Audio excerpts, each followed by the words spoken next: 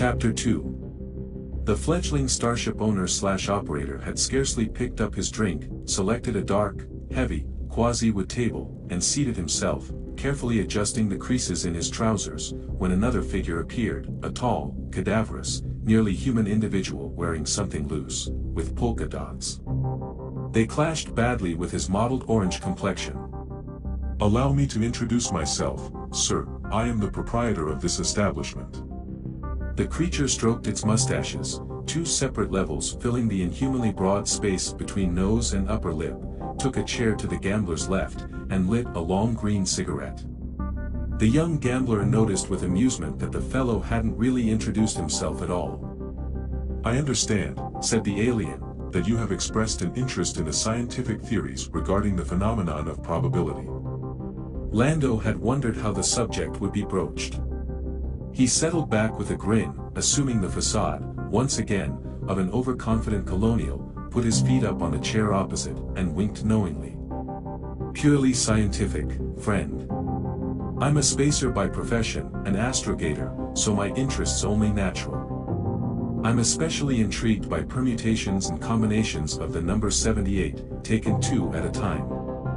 Fives are wild. Ah, Sabak. The owner took a long drag of orange smoke, exhaled softly. I believe you could be inducted into the Research Foundation practically instantaneously. He paused, as if embarrassed. But first, Captain, well, a small formality. Your ship name if you please, sir, strictly for identification purposes. There are certain regressive, anti-scientific enemies of free inquiry. Who carry badges and blasters? He laughed. Millennium Falcon, birth 17. I'm Calrissian, Lando Calrissian. The proprietor consulted a data-link display on his oddly jointed wrist. A pleasure, Captain Calrissian. And your credit, I observe, is more than sufficient to support this research program of ours. If you will follow me. It's the same the galaxy over, Lando thought. A small back room, emerald-colored dramskin tabletop, low-hanging lamp, smoke-filled atmosphere. In an honest game, there was a modest house percentage, and the cops were all paid off.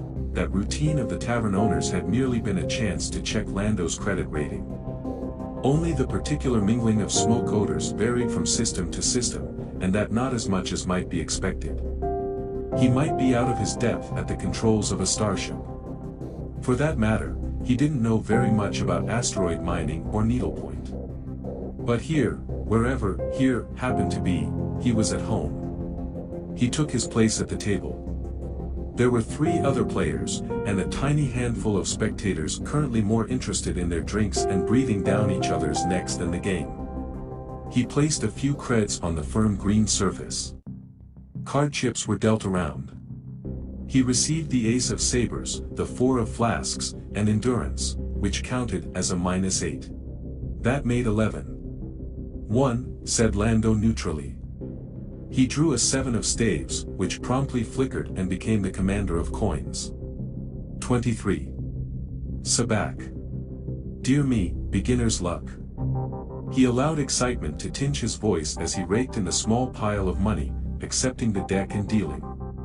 He carefully lost the next 3 hands. It wasn't easy. He'd had to dump 2 perfect 23s and might have drawn to a 3rd if he hadn't stood pat with a 14-point hand, praying that the card chips would keep the faces they'd begun with. The local talent thought they had a live one. In a manner of speaking, they were right, but not in any manner of speaking they'd find pleasant or profitable. It was one of those evenings when the young gambler felt made of luck, filled to the brim with spinning electrons and subnuclear fire. He ran the pot up gradually, so as not to frighten the others, conspicuously losing on the low bets, making steady, quiet gains. Drinks flowed freely, compliments of the polka-dotted proprietor. This may have been a spaceman's bar, but at least 2 of the players were townies, likely splitting with the boss what they skinned from visiting sailors. The same glass of Retza Lando had begun with, diluted now with ice he kept having added, stood sweating on the plastic table edging near his elbow. Sabak, breathed Lando, flipping the trio of card chips face upward. It was a classic, the Idiot's Array, lead card worth the 0 printed on it, plus a 2 of staves and a 3 of sabers, an automatic 23. That cleans out my tubes, grunted the player opposite Lando, a dough-faced anonymous little entity with slightly purplish skin. Like the gambler, he wore the uniform of a starship officer. Despite the coolness of the evening, there was a fine sheen of perspiration across his forehead. Unless I can interest you in a small cargo of life crystals. Lando shook his head, adjusted an embroidered cuff. First a beat-up freighter, then a robot he hadn't even had time to inspect, now a holdful of trouble with the local authorities. Sorry, old fellow, but it's cash on the tabletop or nothing. Business is business, and sabak is sabak. Born of fatigue, this partial transformation from rough-edged, if preternaturally fortunate, amateur into no-nonsense professional startled at least one of Lando's opponents, a stocky, asymmetrical vegetable sentient from a system whose name the young gambler couldn't quite recall. It placed 3 broad leaf-like hands on the table. Lando thought the contrasting shades of green looked perfectly terrible together, and garbled through an electronic synthesizer fastened to its knobless stem. Or, captainshipness, being escorts. It turned a petal-fringed face toward the small technician. Negatively give these personnel considerations. Cargo of value, inarguability. The third player, a hard-bitten bleached blonde with a thumb-sized oval life crystal dangling from a chain around her waddled neck, hooted agreement. Sure, Phil, Lando replied, ignoring the woman. Is that how you obtained that marvelous translator you're wearing, in lieu of credits in a sabak game? The plant being shivered with surprise. How thou understanding these? With considerable difficulty. He paused, thinking it over, however. To a gambler, particularly one who was both reasonably honest and consistently successful, goodwill represented an important stock in trade. Oh, very well, chaos take me. But only this once, understood? The amorphous-featured fellow nodded enthusiastically. He lasted only 2 more hands. On his way out the door, he reached into a pocket of his coveralls, presented Lando with a bill of lading and a few associated documents. You'll find the shipment at the port. Thanks for the game. You're a real sport, Captain Calrissian, honest to entropy, you are. Lando, now some 17,000 credits ahead, and ready to bow out of the game as gracefully as he could, or as firmly as he must, scarcely heard the little nonentity. He had blessedly near the price of the Millennium Falcon, right there on the table before him.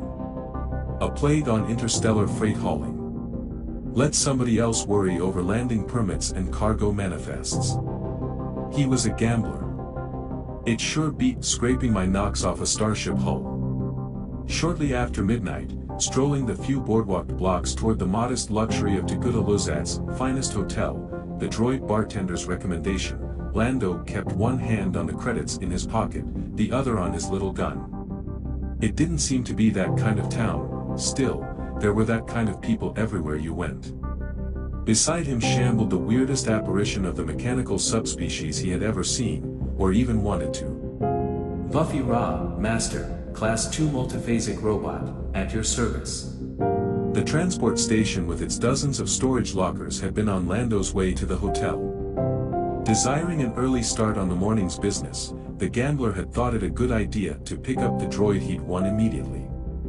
Now he wasn't sure. Some things are better faced in daylight. It stood perhaps a meter tall, about level with Lando's hip pocket, hard to judge, as it could prop its 5 tentacles at various angles, achieving various heights.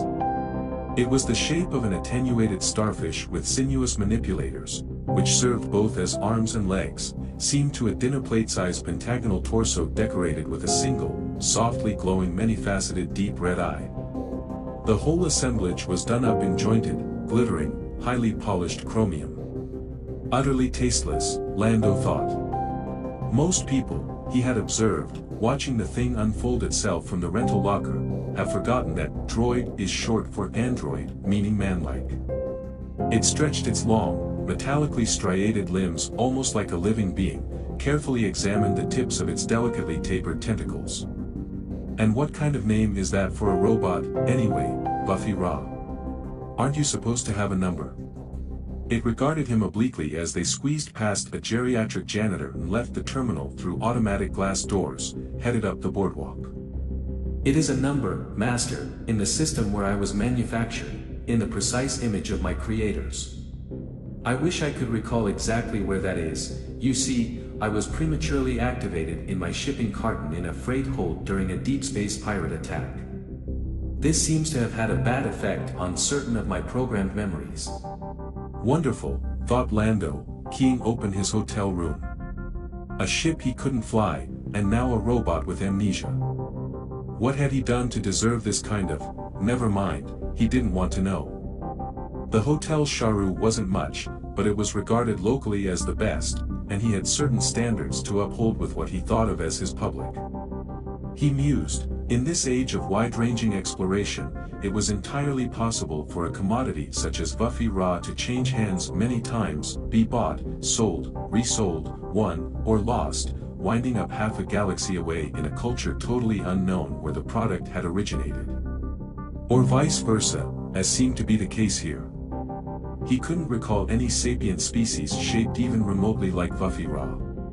Somehow, he hoped he'd never run across them.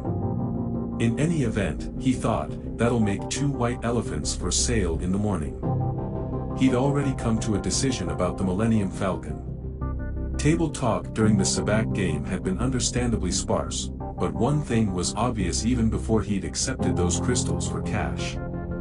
The life orchards operated on a combination of unskilled labor supplied mostly by the near-mindless natives of the Rafa. He wondered if he'd see any of the creatures while he was there, but came to the same decision about that he had concerning Buffy Ra's manufacturers, and supervision by off-world prisoners.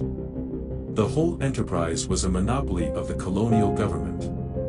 As nearly as Lando could determine, consignments of life crystals traveled only via the brother-in-law shipping company, whatever its local equivalent was actually called, and freelance haulers were simply out of luck. There would be no cargo for the dashing Captain Lando to write manifests on. Well, that suited him. He'd trade off the cargo tomorrow. Doorfield humming securely, and the bed turning itself down with cybernetic hospitality, Lando undressed, carefully supervising the closet's handling of his clothing. Buffy Ra offered its services as a valet, the appropriate skills being well within the capacities of its Class II architecture, which supposedly approached human levels of intellectual and emotional response. But Lando declined. I haven't had servants for a very, very long time indeed, my fine feathered droid, and I don't intend starting again with you. I'm afraid you're to change hands once more, first thing in the morning. Nothing personal, but get used to it. The robot bobbed silent acknowledgement, found an unoccupied corner of the room, and lapsed into the semi-activation that an automata simulates sleep, its scarlet eye glow growing fainter but not altogether dimming out. Lando stretched on the bed, thoughts of ancient treasure dancing through his head. Of course, he considered, life crystals weren't the only possible cargo he could take away from this place.